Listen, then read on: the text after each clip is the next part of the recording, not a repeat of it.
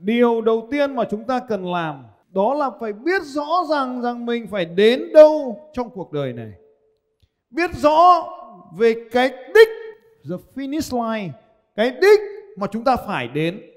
Và phải biết rõ mình đang ở đâu, nơi nào, đó chính là vạch xuất phát. Biết rõ con đường phải đi từ vạch xuất phát cho đến khi chạm vào điểm kết thúc. Sẽ có những người bỏ cuộc, những người chơi để không bị thua. Họ chỉ tham gia vào trong trò chơi, nhưng họ không rõ ràng về đích đến của trò chơi. Cho nên trong vở của chúng ta cũng có mấy cái câu là tập thể dục có mục đích. Nói to lên, có gì cả? Có mục đích. Vậy thì có mục đích chính là một cách thức để chúng ta tạo ra năng lượng cho các hành động của mình. Mỗi khi buổi sáng lên xe, người lái xe sẽ làm gì các bạn? Phải xem Google Maps. Phải xem Maps nói chung. Có thể là Maps.me, có thể là Google Maps, có thể là Motored Maps, bất kỳ một cái map nào. Và đầu tiên đấy là phải hỏi cái người trưởng đoàn là hôm nay mình đi đâu? Mình dừng ở những điểm dừng chân nào? Đó là điều đầu tiên, là hành động có mục đích. Ví dụ như ngày hôm nay đi 500 km. Vậy mình có đi được 500 km không các anh chị em? Không thể đi được 500 km. Đấy là bọn siêu nhân. Còn mình là một người bình thường. 500 km đem chia thành 5 chặng khác nhau. Buổi sáng đi 2 chặng, buổi chiều đi 3 chặng. Chúng ta sẽ không đủ sức đi một phát đến đích cuối cùng, mà cần phải chia thành các chặng với những chiến lược khác nhau. Nếu đi sớm 4 giờ đi 3 chặng, nếu đi muộn 8 giờ đi 2 chặng. Cho buổi sáng đi 4 giờ để tránh nắng, buổi trưa nó nắng. Để tán một cô gái cũng phải chia thành từng chặng, đúng không? Chặng 1 là gì? Cà phê. Chặng 2 là gì? Đi xem phim. Đâu, chặng 2 là đi ăn tối, mày quên rồi. Bây giờ lâu ngày không áp dụng chiến lược, quên. Chặng 1 đi cà phê, chặng 2 đi ăn tối, chặng 3 đi xem phim, chặng 4 tèn tén ten. Chưa, nhanh thế chết mất. Không đủ năng lực, mình chưa đủ trưởng thành để đón nhận cô gái thì mình sẽ thất bại thôi, đúng không Tùng? Cho nên là mình phải từng chặng một. Chặng 1 là nhìn, là nói chuyện. Chặng 2 nhìn vào mắt nhau. Chặng 3 cầm tay. Chặng 4 tiếp tục hành trình sẽ trưởng thành hơn. Nói nhiều trẻ con về nó áp dụng luôn thì nó lại tưởng là cứ làm phát là xong ngay, hiểu không? Nó phải có quá trình trưởng thành, không dễ dàng làm được ngay. Thế thì trong cái hành trình cuộc đời của anh em chúng ta cũng vậy. Nó sẽ là một cái hành trình 50 năm tới. Ta đem chia nó thành hành trình 20 năm tới. Ta đem chia nó thành hành trình 10 năm, hành trình 5 năm, hành trình 3 năm, hành trình 1 năm, hành trình 3 tháng, hành trình 1 tháng, hành trình trong tuần, hành trình hôm nay. Trong cuộc đời chúng ta cũng chia thành những chặng ngắn như vậy. Điều mà chúng ta không nhìn thấy cái đích cuối cùng, cho nên chúng ta sẽ dừng lại ở trong cuộc chơi. Trong giải đấu Ironman vừa rồi tại Đà Nẵng, có rất nhiều người họ đi bộ. Mình cũng mệt mỏi, nhưng mình cũng nhìn thấy hình ảnh đi bộ như vậy, mình cũng đầy cám dỗ. Mình nói rằng họ đang đi bộ kìa, họ đang đi bộ kìa, họ đang đi bộ kìa. Và thế là mình xuống, mình sẽ đi bộ vài bước. Rồi mình nhận ra rằng đây không phải là cách thức mình làm, nên mình lại tiếp tục chạy về đây. Trên cái hành trình của chúng ta nó có rất là nhiều những cái đau khổ, những cái khó khăn, những cái thách thức, và nó có cả nhiều cám dỗ nữa. Hành trình đi lấy kinh của thầy trò Đường Tăng là một câu chuyện đầy đủ những cái yếu tố như vậy. Có đầy đủ những cám dỗ đến từ những vật chất, cám dỗ đến từ bạch cốt tinh, khó khăn từ cả những con rùa, con rồng trong quá khứ, khó khăn cả những con ác quỷ ở trong cuộc đời này. Và tất cả mọi thứ như thế vẫn đang xảy ra trong hành trình cuộc đời của chúng ta. Người có năng lượng có mệt mỏi không? Có mệt mỏi. Người có năng lượng có đau khổ không? Có đau khổ. Nhưng người ta rõ ràng về mục tiêu, cho nên người ta chiến đấu vì mục tiêu của mình. Điều đầu tiên mà chúng ta cần làm đó là phải biết rõ rằng mình phải đến đâu trong cuộc đời này. Biết rõ về cái đích, the finish line, cái đích mà chúng ta phải đến. Phải rõ ràng về những điều mình muốn có. Đây là điều đầu tiên. Bạn phải rõ ràng về cái đích và phải biết rõ mình đang ở đâu, nơi nào. Đó chính là vạch xuất phát. biết rõ con đường phải đi từ vạch xuất phát cho đến khi chạm vào điểm kết thúc. Có những giải đấu 30.000 vận động viên ở Việt Nam, 30.000 vận động viên. Có rất là nhiều khán giả xung quanh đường sẽ hỏi: này, bọn mày chạy như thế, chỉ có 3 thằng kia lấy được huy chương và lấy được phần thưởng, thì mày lấy làm gì? Và những vận động viên họ chỉ biết mỉm cười và tiếp tục chạy. Để đến đích họ nhận được một tấm khăn. Làm thế nào để tham dự vào cuộc đua?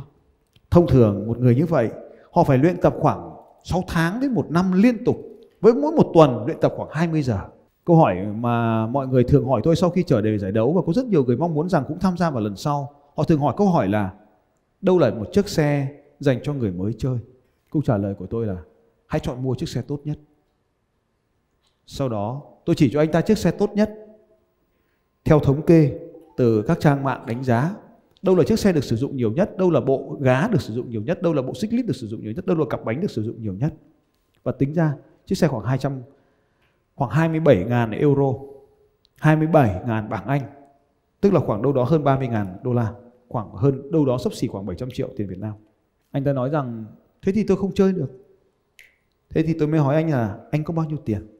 Anh ta nói với tôi rằng là tôi có 1.000 đô la thì tôi có chơi được không? Tôi trả lời là không, bạn không cần 1.000 đô la để bắt đầu chơi môn này. Bạn có thể mua một chiếc xe tốt hơn chiếc xe đầu tiên của tôi. Chiếc xe đầu tiên của tôi đi xuyên Việt cách đây 13 năm. Tôi mua chiếc xe đó không biết một điều gì hết, và bắt đầu bước vào ngày đạp xe đạp là như vậy. Năm 1998, tôi không biết điều gì cả. Tôi lên mạng mua bừa một cái xe, sau đó mang cái xe vào Sài Gòn và đạp nó ra Hà Nội trong 19 ngày.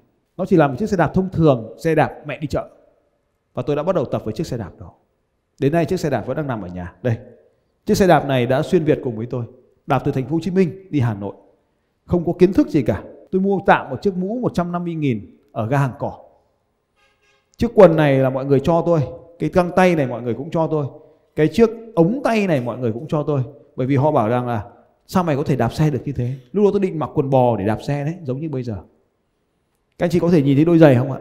Cũng không phải là một đôi giày đạp xe. Tôi chẳng có kiến thức gì về môn xe đạp này hết. Mua một chiếc xe đạp và sau đó liều lĩnh đạp xe ra Hà Nội. Và cuối cùng thì sau 19 ngày, 19 chặng 20 ngày, 21 ngày, 19 chặng, tôi cũng đã có mặt tại Hà Nội. Nếu chúng ta không dấn thân vào, sẽ chẳng có điều gì diễn ra với cuộc sống của chúng ta hết. Và chính sự ngu ngốc này của tôi đã bắt đầu cho hành trình đạp xe sau đó. Nếu như tôi không hồi đó không mua chiếc xe đạp đầu tiên, chiếc xe mẹ đi chợ đó, thì sẽ chẳng có chiếc xe thứ hai, cũng sẽ chẳng có chiếc xe thứ ba, và sẽ chẳng bao giờ có chiếc xe thứ tư. Nên câu hỏi là chiếc xe nào là chiếc xe tốt nhất? Thì đây là chiếc xe đắt tiền nhất của tôi hiện tại.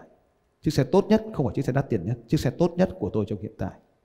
Nhưng nếu mà đi một chiếc xe này ra đường để đua thì nó không phải là tất yếu, không phải là tốt nhất, nó không phải là phương án tốt nhất.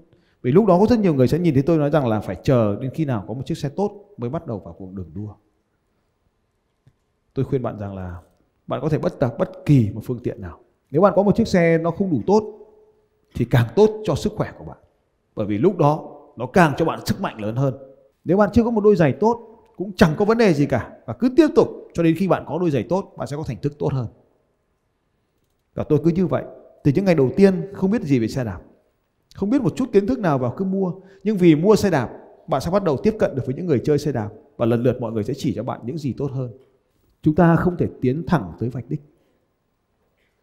Hãy chia nhỏ các hành trình cuộc đời của chúng ta thành những mục tiêu nhỏ hơn để bạn có thể dễ dàng chinh phục. Bạn sẽ có thể hoàn tất một cự ly marathon bằng việc đăng ký ngày hôm nay, ngày mai đeo giày và chạy bộ. Nhưng đó không phải là điều tôi mong muốn. Sát đến ngày thi đấu Ironman, bạn có thể ghi danh, thuê một chiếc xe, học cấp tốc một khóa bơi ngắn hạn trong vòng 1 tuần và xuống biển để bơi. Bạn cũng có thể hoàn thành. Và tất nhiên, trong yếu tố đó, tôi sẽ không khuyến khích bạn làm nó như thế. Bạn có thể đi một chiếc xe tay ngang để tham dự vào cuộc đua. Giống như chiếc xe mẹ đi chợ của tôi là một chiếc xe tay ngang. Nhưng tôi cũng không khuyên bạn làm như thế. Cuộc đua không có ý nghĩa gì với chúng ta. Nó chỉ là một bài kiểm tra. Kiểm tra xem quá trình luyện tập bạn đã dành nhiều nỗ lực như thế nào cho thành quả của mình. Mùa giải 2019, vì nhiều lý do, tôi không luyện tập. Trọng lượng lúc đó của tôi là 75 kg. Trước ngày thi đấu, luyện tập nhưng không đầy đủ. không có giáo án, không có phương tiện hỗ trợ đầy đủ, đo lường đầy đủ. Cũng luyện tập. Nhưng đây là hình ảnh của 2019, 75 kg. Thành tích lúc đó của tôi vào khoảng 6 giờ. 6 giờ hơn. Khi nhận thức rõ ràng về điều này, tôi muốn thay đổi thành tích của mình. Và trong suốt mùa dịch, tôi đã dành ra rất nhiều thời gian ở nhà, trong phòng luyện tập. Và thỉnh thoảng, khi hết giãn cách, thì tôi lại mang xe lên núi tiếp tục tập luyện. Trong 2 năm đó, tôi sống tại Nha Trang. Dành nhiều thời gian ở dưới biển, nhiều thời gian với đường đua của mình. Và tập luyện không ngừng. Thành tích mùa giải 2022 của tôi đã thay đổi. Đây là tôi của 2022. Chiếc áo trắng Roca. Thành tích của tôi chỉ hơn 5 giờ. Trong gần 6 giờ, hơn 5 giờ, gần 6 giờ. Đây là thành tích tốt nhất của tôi. Sự luyện tập một cách đầy đủ. Trọng lượng thi đấu của tôi là 71,5 kg. Mùa giải 2023 sẽ chẳng có thể biện minh được điều gì cả. Vì tôi đã dành cả thời gian dài cho lái mô tô. Thành tích của tôi là 7 giờ 10 phút. Đây là thành tích tệ nhất trong lịch sử thi đấu của tôi. Điều ấy cho tôi nhận thức lại. Sau khi đại dịch, tôi dành nhiều thời gian cho việc giảng dạy. Và mình lấy cái lý do giảng dạy này bớt đi thời gian luyện tập. Tôi lấy lý do là mình lái mô tô nên mình không luyện tập. Thành tích của tôi là 7 giờ 10 phút. Chênh gần 2 tiếng đồng hồ so với thành tích tốt nhất. Chiếc xe được gửi cho người bảo dưỡng gần 3 tháng trước. Sau đó anh ta tự động chuyển xe đến cho tôi vào giải đấu. Chiếc mũ mới không dám đội. Lý do chính là vì chưa có thời gian luyện tập với nó. Chiếc xe mới cũng không dám mang ra thi đấu. Bởi vì chính là vì mình cũng chưa có thời gian luyện tập với chiếc xe đó.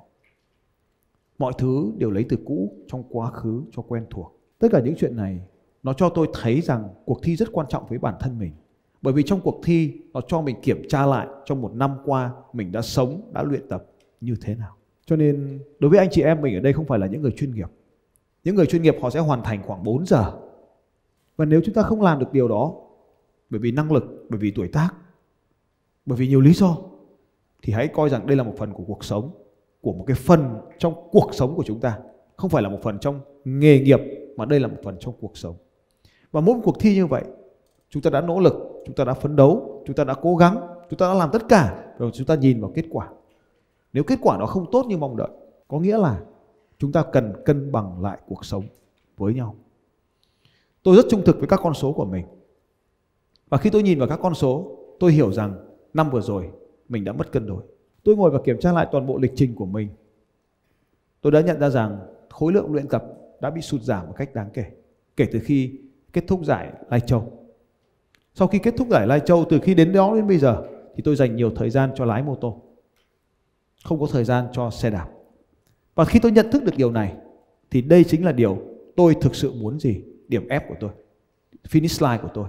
Tôi thực sự muốn gì và tôi đã dành cho mình sự tập trung như thế nào. Tại sao tôi đã không đạt được kết quả tốt? Chính vì tôi cho rằng việc luyện tập là nhỏ bé.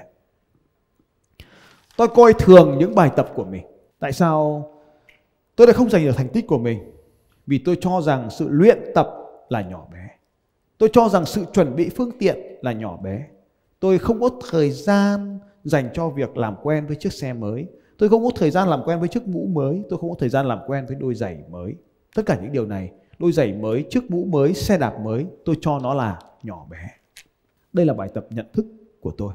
Và tôi cũng giống như các anh chị, cũng là một người bình thường, có cuộc sống mà mình muốn sống. Và khi mình thiết kế ra cuộc sống mình muốn sống thì mình rõ ràng và trên cái hành trình tiến tới cái điều mình muốn này có vô vàn những cái khó khăn, những cái thách thức, những cái thứ cám dỗ mình để mình rời khỏi cuộc đua của chính mình. Cuộc đua chỉ diễn ra trong vòng 1 ngày, nhưng để có một cuộc đua nó thường diễn ra trong vòng 3 tháng, 6 tháng hay cả năm trước đó.